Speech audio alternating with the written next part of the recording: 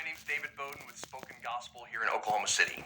In 1 Thessalonians 5:17, we have one of the shortest verses in the whole Bible. Pray without ceasing. But this command to pray continually is only part of a sentence. In fact, it's part of a whole list. And this list also contains commands to rejoice always and give thanks in everything. You see, Paul is describing the daily heart posture of a Christian. God wants our hearts to be so dependent on Him, so bent toward Him, and so focused on Him that every moment of our day carries with it a disposition of joy and need and gratitude. But why is Paul talking about this daily heart posture he wants for Christians?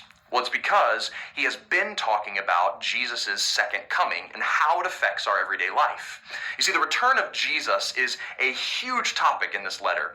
Jesus will return suddenly, like a thief in the night. But Paul says that this day should not surprise us because we have fixed our minds on the truth that Jesus is coming back for us.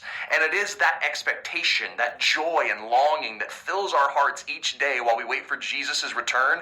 It's that longing that gives us this heart posture that Paul describes. We will continually rejoice and pray and give thanks when our hearts are filled with expectancy for Jesus' return.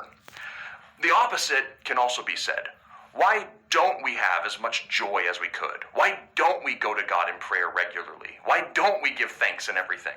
Well, it's because we have our minds too fixed on this world and what it can give us. We have our hearts too set on things below.